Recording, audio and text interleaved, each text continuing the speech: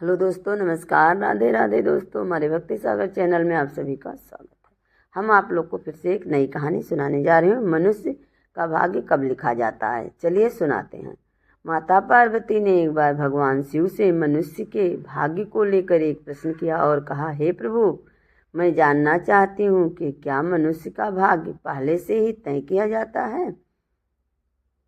पहले मैं आपको बता दूं कि इसे देखने से ज़्यादा सुनने में समझ आएगा, तो कथा को अंत तक जरूर सुने और कमेंट बॉक्स में हर हर महादेव जरूर लिखिए। तब मुस्कुराते हुए भगवान शिव बोले, हे देवी पार्वती, आपके प्रश्न का उत्तर देने से पूर्व मैं आपको एक कथा सुनाता हूँ। आप इसे ध्यान से सुने। भगवान शिव ही संसार के आदि और अनंत हैं। शिव के बिना मृत्यु भी अधूरी है, क्योंकि प्राणी के जीवन का अंतिम सत्य है मृत्यु, और मृत्यु के देवता हैं स्वयं भगवान शिव। आप सभी को हमारा निवेदन है कि आप इस कथा को ध्यानपूर्वक सुने, ताकि आपके जीवन के कुछ महत्वपूर्ण कथा समझ में आ सके। भगवान शिव कहते हैं, हे देवी, काल से कोई भी नहीं जीत पाया है। हर प्राणी को काल मेरी ही आज्ञा से ग्रास लेता है। मनुष्य के जीवन में समय, परिस्थिति और स्थान, इन तीनों की बड़ी भूमिका होती है। कई बार जो कुछ भी घटित होना होता है उसे अनुरूप परिस्थितियां बनती जाती हैं, और जो होना होता है वो बस हो ही जाता है। हे देवी, एक समय की बात है, पृथ्वी लोक पर भागीरथी नाम के एक विख्यात राजा राज्य करते थे। वे बड़े ही धर्मात्मा, न्यायप्रिय, पराक्रमी, विद्वान, कुशल और प्रजा का पालन करने में दक्ष थे। राजा भागीरथी अपनी प्रजा को अपने पुत्रों की भांति प्रेम करते थे। प्रत्येक रात वेश बदलकर नगर में भ्रमण करते थे, ताकि वे अपनी प्रजा की कुशलता और उनके दुखों को जान सके। एक दिन की बात है, राजा अपनी उसी रात्रिकालीन दिनचर्या के अनुसार वेश बदलकर नगर में भ्रमण के लिए निकले। भ्रमण करते करते अमृत बेला का समय हो गया था। अब हल्का हल्का सवेरा होने लगा। रात भर के भ्रमण करने के कारण अब वे नगर की परिक्रमा वाले मार्ग से निकलकर जा रहे थे। उसी मार्ग के दूसरी ओर एक घना जंगल शुरू होता था। तभी उन्होंने देखा कि एक नौजवान लकड़हारा कंधे पर कुल्हाड़ी लिए जंगल में प्रवेश कर रहा है। वो एक ऊंची वृक्ष पर चढ़कर लकड़ी काटने लगा। अचानक कहीं से एक भयानक रीछ यानी भालू दौड़ता हुआ वहां आ पहुंचा। यह देखकर राजा एक पेड़ के पीछे चुपचाप छिप गए। लेकिन राजा ने देखा कि वो रीछ भी उसी वृक्ष पर चढ़ने लगा, जिस पर वो नौजवान लकड़हारा लकड़ी काटने के लिए चढ़ा था। उस रीछ को पेड़ पर इतनी तेजी से चढ़ते हुए देखकर राजा आश्चर्यचकित रह गए। उन्होंने से सोचा, यह कैसा संभव है? इतना भारी भरकम प्राणी वृक्ष पर कैसे चढ़ सकता है? क्योंकि सामान्य रीछ कभी वृक्ष पर नहीं चढ़ता, लेकिन यह तो किसी अद्भुत शक्ति से चढ़ रहा है। उधर उस नौजवान लकड़हारे ने रीछ को अपनी ओर तेजी से आता देखा तो डर के मारे उसके हाथ पांव सुन्न हो गए।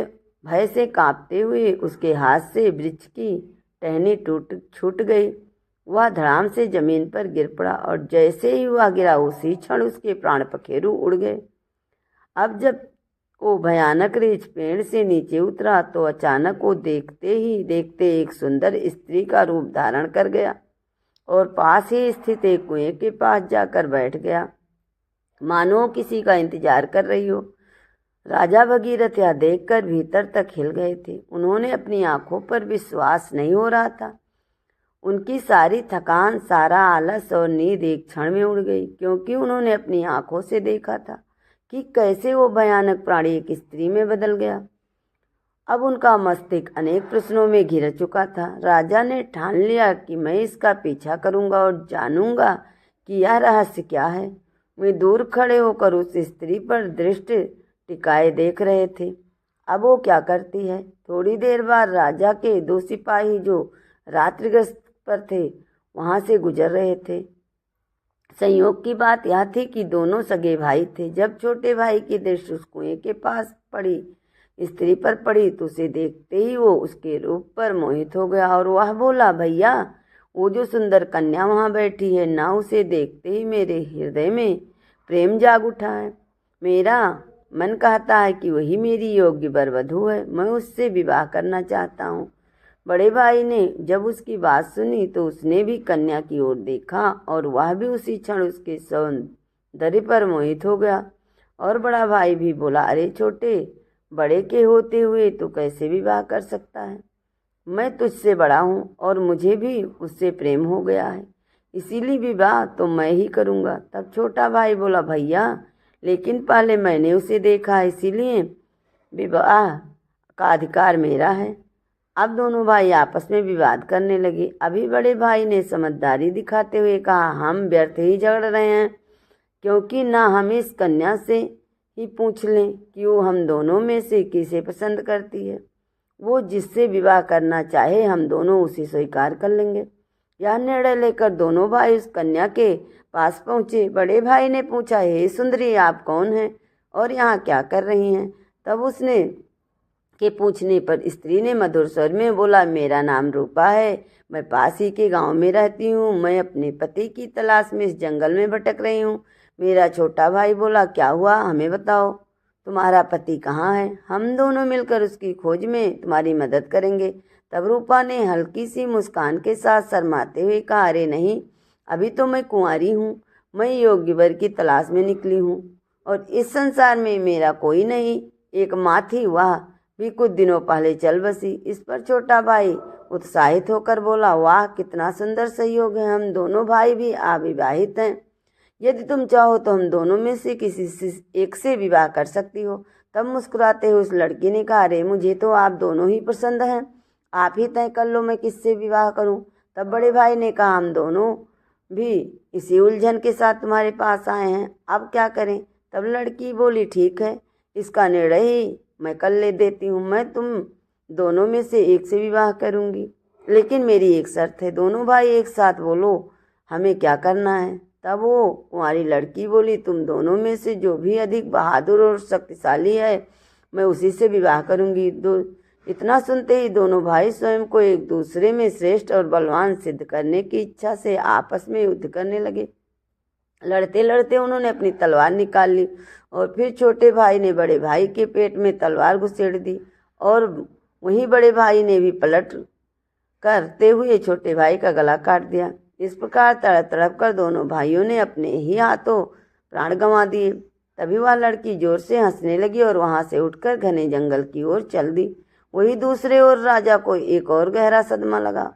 उन्होंने सोचा, इस स्त्री ने क्या कर दिया, यह तो कोई छलवा थी, अब यहाँ आगे क्या करेगी, मुझे देखना चाहिए। ऐसा सोचकर राजा भी कुछ दूरी बनाकर गुप्त रूप से उसके पीछे चल दिए। अब सूर्य भगवान पूरी तरह उदय हो चुके थे, किंतु राजा भगीरथ एक रीछ के वृक्ष पर चढ़ने और एक सुंदर कन्या के रूप में बदल जाने की विचित्र घटना को अपने आंखों से देखकर भीतर तक हिल चुके थे। अब उन्हें न भूख का ध्यान था, न प्यास का, ना ही राजपाट का। उन्हें तो केवल उस रहस्यमयी लड़की के विषय में जानने की तीव्र जिज्ञासा थी। राजा उस सुंदर स्त्री का पीछा करते हुए सावधानी पूर्वक लगभग 2 कोस दूर आ गए। अब आगे जो हुआ उसने राजा के आश्चर्य भी सभी सीमाएं तोड़ दी, क्योंकि देखते ही देखते वह स्त्री अब फिर अपना रूप बदलकर एक जहरीले नाग में बदल गई और वो नाग बहुत तेजी से रेंगता हुआ आगे बढ़ने लगा। कुछ ही दूर एक नदी बह रही थी। वो नाग नदी किनारे पहुंचा और राजा की आंखों के सामने ही नदी में कूद पड़ा। नदी में एक नाव चल रही थी जिसमें 10-12 लोग सवार थे। वो नाग उसी नाव की ओर बढ़ा। राजा भगीरथ किनारे खड़े होकर सब देख रहे थे। नाव में कूदते ही उसे अफरा तफरी मच गई। लोगों ने डर के मारे अपनी जान बचाने के लिए नाव से पानी में कूदने लगे। इस भगदड़ में नाव भी पलट गई और जो लोग तैरना जानते थे वे किसी तरह नदी से बाहर निकल आए, लेकिन जो लोग तैरना नहीं जानते थे वो डूबकर अपनी जान गंवा बैठे। थोड़ी देर के बाद वो नाग नदी से बाहर निकला और किनारे किनारे आगे बढ़ने लगा। राजा भगीरथ उसका पीछा करते रहे। फिर कुछ दूर जाने पर राजा को एक और आश्चर्य हुआ। वो नाग अब एक बार फिर अपना रूप बदल चुका था। अब वह एक बूढ़ा ब्राह्मण गरीब भेष में था। राजा ने सोचा यह रहस्यमयी प्राणी के विषय में जानकारी लेने का यही उचित समय है, क्योंकि इस समय यह एक बूढ़ा ब्राह्मण के रूप में है। इसीलिए राजा ने सोचा अब मुझे इससे कोई खतरा नहीं होगा, मैंने इसके पास आसानी से पहुंच सकता हूँ। यही सोचकर राजा शीघ्रता से उस रहस्यमयी ब्राह्मण की ओर चल बढ़ने लगा। राजा तो उसके छलवे और रहस्यमयी की चालों में पहले से ही पीछा कर रहे थे। अब वह तेज कदमों से चलते उस ब्राह्मण के पास पहुंचे। उन्होंने हाथ जोड़कर प्रणाम किया। उस वृद्ध ब्राह्मण ने भी हाथ उठाकर अभिवादित स्वीकार किया और मुझे आशीर्वाद दिया। तब राजा ने समीप जाकर पूछा, हे ब्राह्मण देव, आप कौन हैं? तब उस ब्राह्मण ने बड़े आश्चर्य के साथ उत्तर दिया, क्या तुम्हें दिखाई नहीं देता? मैं एक ब्राह्मण हूँ और साथ ही एक वैद्य भी। अभी मुझे बहुत शीघ्रता से राजमहल पहुँचना है, क्योंकि वहाँ के राजा संकट में हैं और उन्हें एक कुशल वैद्य की आवश्यकता है। उस ब्राह्मण की बात सुनकर राजा स्तंभ रह गया। उसका शरीर पसीने से भीग गया। अब उसका धैर्य टूटने लगा। भगवान शिव माता पार्वती से कहते हैं, हे देवी, ऐसा क्यों ना हो, क्योंकि हर मनुष्य अपनी मृत्यु से डरता है और जब मृत्यु ही उसके सामने खड़ी हो, उससे बात कर रही हो, तो भय तो होगा ही। राजा अब अत्यंत डर चुके थे, किंतु उन्होंने साहस जुटाया और कड़े स्वर में बोले, हे विप्र, तो सत्य कहिए, ऐसा झूठ बोलना ब्राह्मण की को शोभा नहीं देता। इसके लिए आपको दंड भी मिल सकता है, यहाँ तक कि सूली पर भी चढ़ाया जा सकता है। और हाँ, मैं आपको बताना चाहता हूँ कि यहाँ के राजा मेरे मित्र हैं और वे पूर्णतः स्वस्थ हैं। यह सुनकर ब्राह्मण मंद मुस्कान के साथ बोला, मैं सब जानता हूँ, तुम व्यर्थ मेरा समय नष्ट कर रहे हो। मैं जो भी हूँ उससे तुम्हें क्या लेना देना, तुम अपने काम से काम रखो। राजा ने जब अपनी आवाज़ ऊंची करते हुए कहा, हे ब्राह्मण, आप पुनः असत्य बोल रहे हैं। आप ब्राह्मण नहीं हैं, आप वो नहीं हैं जो मुझे प्रतीत हो रहे हैं। जब तक मैं सच्चाई नहीं जान लेता हूँ तब तक मैं आपका पीछा नहीं छोड़ सकता। आपको सच बताना ही पड़ेगा। फिर से मंद मुस्कान के साथ वो ब्राह्मण बोला, हे युवक, मैं ब्राह्मण ही हूँ, मुझे जाने दो। यहाँ के राजा की मृत्यु का कारण तुम बनोगे और इसका पछतावा जीवन भर रहेगा। ब्राह्मण के मुख से ऐसी बात सुनकर राजा को क्रोध आ गया। उसने अपनी गुप्त तलवार निकाल ली और बोले, अब झूठ नहीं बोल सकते। मैं तब तक आपका पीछा करता रहूंगा जब आप रीछ का रूप धारण किए हुए थे। आपने युवक लकड़हारे को मार डाला, फिर एक सुंदर स्त्री बनकर दो सिपाहियों को एक दूसरे हाथों मरवा दिया। फिर आप विषैला नाग बनी नदी में कूदे और उस नाव पर चढ़ गए जिससे कई यात्री सवार थे। आपकी दहशत के कारण भगदड़ मच गई, नाव पलट गई। जो तैरना जानते थे वो बच निकले, लेकिन बाकी सब डूबकर मर गए। और अब वृद्ध ब्राह्मण का रूप धारण करके नई चाल चल रहे हैं। इसीलिए हे ब्राह्मण, आप सत्य कहो, तुम कौन हो?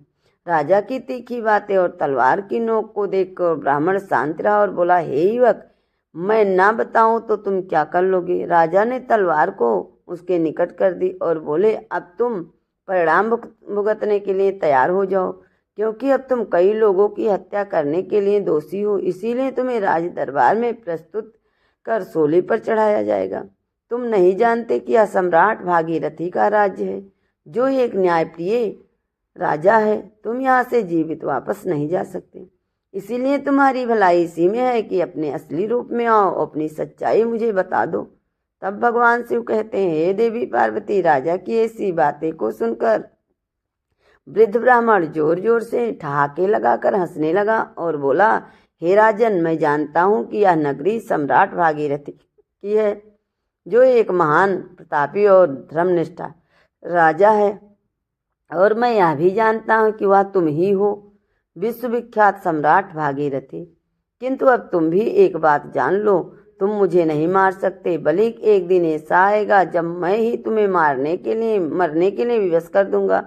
अब तो राजा के होश ही उड़ गए। ब्राह्मण को इस प्रकार की बात सुनकर राजा भागीरथी के हाथ से तलवार छूटकर नीचे गिर गई। वे हाथ जोड़कर चुप हो गए और मन ही मन सोचने लगे, जिसने इस रूप में भी मुझे पहचान लिया वो कोई साधारण मानव तो नहीं हो सकता। तभी राजा हाथ जोड़कर बोले, हे ब्राह्मण, आप जब मुझे पहचान ही लिया है तो कृपया करके यह बताएं कि आप वास्तव में कौन हैं। तब वो ब्राह्मण बोला, हे राजन, किसी ने सत्य ही कहा है कि संसार में 4 हट सबसे बलवान होते हैं, राजहट, बालहट, स्त्री हट और योग्य हट। तुम राजा हो इसीलिए राजहट पर अड़े हो। अब तुम बिना मेरी सच्चाई जाने रह ही नहीं सकते। यह भी मैं जानता हूँ, इसीलिए अब ध्यान से सुनो मैं कौन हूँ और मैं तुम्हारी राजधानी में क्यों आया हूँ। तब उस वृद्ध ब्राह्मण ने बताना शुरू किया और कहा, हे राजन, अब मैं तुम्हें अपनी पहचान बताता हूँ। मेरा नाम काल है। तुम जानते हो कि संसार में जितने भी प्राणी जन्म लेते हैं उनकी मृत्यु निश्चित होती है। इसीलिए इस धरती की मृतलोक कहा जाता है। जब कोई प्राणी माता के गर्भ में आता है तो उसी समय उसका भाग्य लिख दिया जाता है। नियति के अनुसार आत्मा शरीर में प्रवेश करती है और वह जीवित होता है। उसी क्षण उसकी मृत्यु का समय, स्थान और कारण की विधाता द्वारा निश्चित कर दिया जाता है। जब किसी प्राणी की मृत्यु का समय आता है तो भगवान शिव ही धर्मराज को इसकी सूचना देते हैं, क्योंकि सभी प्राणियों की मृत्यु का निर्णय शिव जी के पास होता है। धर्मराज शिव जी से आज्ञा प्राप्त कर मुझे यानी काल को आदेश देते हैं कि अब जाओ और उस प्राणी के प्राण लो। तब मैं मृत्युलोक में आता हूँ। मुझे पहले से पता होता है कि किस प्राणी की कब, कहाँ और कैसे मृत्यु होगी। इसीलिए मैं उस प्राणी को निश्चित समय पर उस स्थान पर पहुँचा देता हूँ, वहाँ जहाँ उसकी मृत्यु निश्चित हो। और जिस प्रकार उसकी मृत्यु विधाता ने लिखी होती है, मैं उसी प्रकार की परिस्थितियाँ उसके और घटनाएं उपस्थित कर देता हूँ। इसीलिए हे राजन सुनो, उस लकड़हारे को मैंने नहीं मारा था। तब राजा ने आश्चर्य से पूछा, हे विप्र, आप यह कैसे कह सकते हैं? मैंने स्वयं अपनी आंखों से देखा था कि उस लकड़हारे की मृत्यु का कारण आप ही बने थे। तब ब्राह्मण यानी काल ने कहा, कारण तो मैं ही बना, लेकिन सांसारिक लोग तो यही समझते हैं कि लकड़हारा पेड़ से गिरकर मरा, जबकि वह तो मेरी योजना का हिस्सा था। उसकी मृत्यु पेड़ से गिरकर होनी निश्चित थी, इसीलिए मुझे वह रूप धारण करना पड़ा। सोचो, अगर असल में वृद्ध होता तो क्या कभी पेड़ पर चढ़ पाता? उसी तरह जो सिपाही मरे उनकी मृत्यु एक दूसरे के हाथों, अपने ही भाई के हाथों होनी तय थी, इसीलिए मुझे एक सुंदर स्त्री बनना पड़ा। फिर जो लोग नाव में डूबकर मरे उन्हें मृत्यु जल में डूबने से निश्चित थी, इसीलिए मैंने एक भयानक नाग का रूप धारण किया, जिससे वे सभी अपनी मृत्यु तक पहुंच सकें। हे राजन, अब आप समझ ही गए होंगे कि मैं कौन हूँ और मैं आपकी नगरी में क्यों आया हूँ। समय, स्थान और परिस्थिति, यह तीनों ही एक प्राणी के रूप में भूमिका निभाते हैं। राजा ने गंभीर हो गए और बोले, हे विप्र, आपसे मुझे जो ज्ञान दिया उसके लिए मैं आपका आभार व्यक्त करता हूँ, लेकिन मेरे मन में एक और प्रश्न है। आपने थोड़ी देर पहले कहा था कि इस नगर के राजा की मृत्यु होने वाली है, किंतु मैं तो आपके सामने जीवित खड़ा हूँ। तब काल मन में बोले, हे राजन, मृत्यु तो हो चुकी है। वो मृत्यु तुम्हारे छोटे भाई चित्रागत की थी, जो तुम्हारे अनुपस्थिति में राजगद्दी पर बैठा था।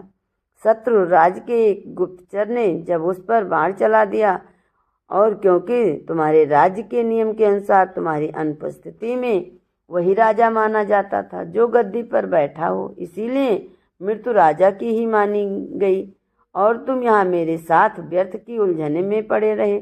भगवान शिव कहते हैं, हे देवी पार्वती, जब राजा भगीरथ को यह ज्ञात हुआ तो दुखी हुए और सोचने लगे, मैंने यह क्या कर दिया।